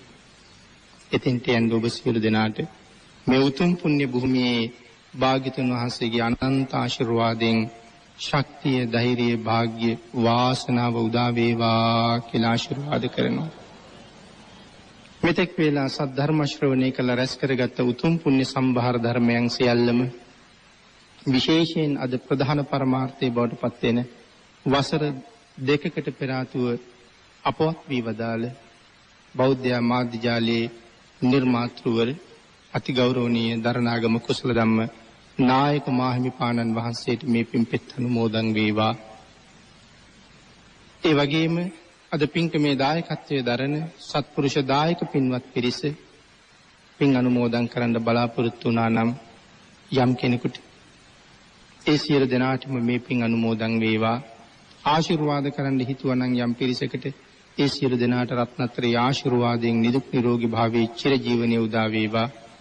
මේ සියලු කටයුතු මෙහෙවන බෞද්ධ මාධ්‍ය ජාලයේ වත්මන් සභාපති අති ගෞරවනීය අවසරයි බොරලන්දේ වජිරඥාන නායක මාහිමිපාණන් වහන්සේට තවත් මේ උතුම් කාර්යයන් ඉදිරියට සිදු කරගන්න ශක්තිය, ධෛර්යය, වාග්ය, වාසනාව උදා වේවා කියලා අපි ප්‍රාර්ථනා කරමු. දීඝවාපී ඓතිහාසික පුදබිම ආරක්ෂා කරගනිමින් විවිධ කැපකිරීම් කරමින් මෙම විහාරස්ථානයේ වැඩ වාසය කරන දීඝවාපී විහාරාධිපති අති ගෞරවනීය අපේ නායක මාහිමිපාණන් වහන්සේට මේ මහ පිංකමට සහ සම්බන්ධ වෙන දිවයිනේ නම් දෙසින් වැඩම කොට වදාළ ගෞරවනීය මහා සංඝරත්නයේ සියලු දෙනා වහන්සේටමත් පින්වත් සිල්මෑණිවරු සියලු දෙනාටමත් සත්පුරුෂ දායක කාරකාදී ඔබ සියලු දෙනාටමත් මේ පුණ්‍ය ධර්මයන් අඩු නැතුව අනුමෝදන් වේවා. මේ පුදබිම ආරක්ෂා කරන මහා සේන දිව්‍ය රාජෝත්තමයන්න් වහන්සේටත් මේ පුණ්‍ය ධර්මයන් අඩු නැතුව අනුමෝදන් වේවා. කෝටි ලක්ෂයක් සක්වලේ සියලුම ආර්යයන් වහන්සේලාට, සත්පුරුෂයන් වහන්සේලාට, සහම්පති සනන් කුමාර ගටිකාර තිස්ස කියන බ්‍රහ්ම රාජෝත්තමයන්න් වහන්සේලාටත් සුද්ධාවාස වාසී, බ්‍රහ්ම ලෝක වාසී, දිව්‍ය ලෝක වාසී සියලුම ආර්යයන් වහන්සේලාට, සත්පුරුෂයන් වහන්සේලාටත් මේ මහ පිං අනුමෝදන් වේවා. ඔබ අප සියලු දෙනාටම ඊ타ම ඉක්මන් භවයක ඊ타මත්ම කෙටි කාලයකින් සැප සහිත ප්‍රතිපදාවකින් උතුම් චතුරාර්ය සත්‍ය ධර්ම අවබෝධය ලබා ගන්න මේ කුසලයේ හේතු වාසනා වේවා කියලා ප්‍රාර්ථනා කරමු. අපේ නායක මාහිමිපාණන් වහන්සේට මේ උතුම් කටයුතු සාර්ථකව සිදු කරගන්න නිරන්තරයෙන් හැවණැල්ල වගේ සහයෝගය දෙන බෞද්ධ මාධ්‍ය ජාලයේ කාර්ය මණ්ඩලයේ සියලු දෙනාටමත් මේ පුණ්‍ය ධර්මයන් අනුමෝදන් වේවා. සම්මා සම්බුද්ධ ශාසනයගේ චිරපැවැත්ම වෙනුවෙන් නිර්මල ධර්ම රත්නයේ ලෝකයට දානය කිරීම වෙනුවෙන් අපරිමිත මෙහෙවරක යෙදෙන්න ඒ අයට තවත් ශක්තිය, ධෛර්යය, වාග්ය, වාසනාව උදා වේවා කියලා ප්‍රාර්ථනා කරමු. ආකාසට්ඨා ච බුම්මට්ඨා දේවා නාග මහිද්దికා පුඤ්ඤන්තං අනුමෝදිත්වා චිරං රක්ඛන්තු ලෝක ශාසනං දේවෝ වස්සතු කාලේන සස්ය සම්පatti හෝතු ච පීතෝ භවතු ලෝකෝ ච රාජා භවතු ධම්මිකෝ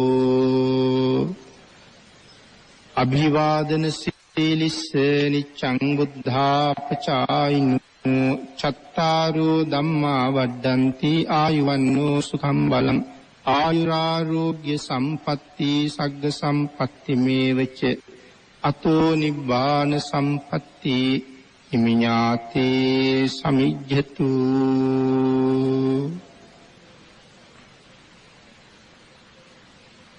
සදහවතුනි බෞද්ධ මාධ්‍යාලය හරහා මුළු ලොව පුරා දීඝවාපී මහා සෑරද වන්දනා පුණ්‍ය මහෝත්සවයේහි ප්‍රථම සද්ධර්මානුශාසනාව වන මේ අසිරිමත් චෛත්‍ය වර්ණනාව ඒ දේශනාව අප පුරා පැයකට අධික කාල සීමාවක් පුරා විකාශනය කරන්නට යෙදුණා. මේ වෙනුවෙන් දායකත්වයේ ලබා දෙන දායක කාර්යකාදියට බොහෝ ගෞරවයෙන් ආරාධනා කරනවා දේශකයන්න් වහන්සේ උදෙසා පරිස්කාර පූජා කරන්නට දැන් අවස්ථාවක් කර ගන්නා ලෙසට. එහිදී විශේෂයෙන්ම මතක් කරන්නට අවශ්‍යයි මේ පින්කම සඳහා දායකත්වයේ ලබා දෙන මාතර හක්මන ආසිරි හાર્ඩ්වෙයාර් ආයතනයේ කේ චන්ද්‍රසේන මහත්මයා ආසිරි මහත්මයා එවැගේම මහජන බැංකුවේ විශ්‍රාමික ටී ධනවතී ස්වාමි දියණිය දූ දරුවන් වන දිලිප් ගිහාන් මල්ෂා ප්‍රසානිකා දිලිනි දිස්නිකා ගයා නින්දික සහ දිනිත් ඉමල්ක එවැගේම මහජන බැංකුවේ විශ්‍රාමික තමරා වෙල්ලප්පිලි මහත්මිය කියන එම පවුලේ සුධීමතුන් මේ උතුම් ධර්ම දේශනාව සඳහා දායක වුණා බොහොම සදහැසිතින්. ඔවුන් මාතර පුරවරේ අපේ ප්‍රාදේශීය ශාඛාවේ උන්නතිය වෙනුවෙන්ද අතිශය වැඩ කොටසක් සිදු කර ඇති වග බොහොම කරුණාවෙන් අප මතක් කරනවා. ඔවුන් බෞද්ධ නාලිකාවට අතිශය හිතයිශීවන්ත දායක පිරිසක්. ඔවුන්ගේ සියලුම සුවපත් ප්‍රාර්ථනාවන් එලෙසින්ම සමෘද්ධමත් වේවා කියා අප ඊටසිතින් ප්‍රාර්ථනා කරනවා.